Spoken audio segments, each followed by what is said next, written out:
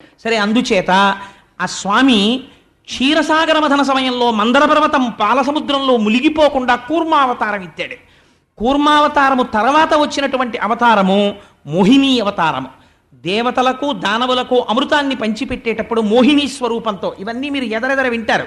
క్షీరసాగర మథనం చెప్పినప్పుడు అసలు ఆ మోహిని ఎలా వచ్చిందో, ఈశ్వరుడు ఎందుకు భ్రమించాడో, మోహిని వెంట ఎలా పడ్డాడో, అయ్యప్ప స్వామి ఎలా ఆవిర్భవించారో, ఈ విశేషాలన్నీ క్షీరసాగర మథనంలో విందురుగాని. అప్పుడు వచ్చినటువంటి అవతారము మోహిని అవతారము. మోహిని అవతారము తర్వాత వచ్చినటువంటి అవతారము నరసింహావతారం. నరసింహావతారంలో హిరణ్యకశిపుణ్ణి వధించాడు. నరసింహావతారము తర్వాత వచ్చినటువంటి అవతారము వామనావతారం. అంటే మీరు ఒకట తెలుసుకోండి, ఏమంటే మీరు ఈ చెప్తున్నటువంటి ఆర్డరు మేము విన్న మత్స్యకూర్మవరాహశ్చ నరసింహశ్చ వామన దానికి తప్పుతోందేమని అనుకోకండి. ఇది మనువులు కాలగతిని పట్టి చెప్పుకుంటూ వెడుతున్నారు.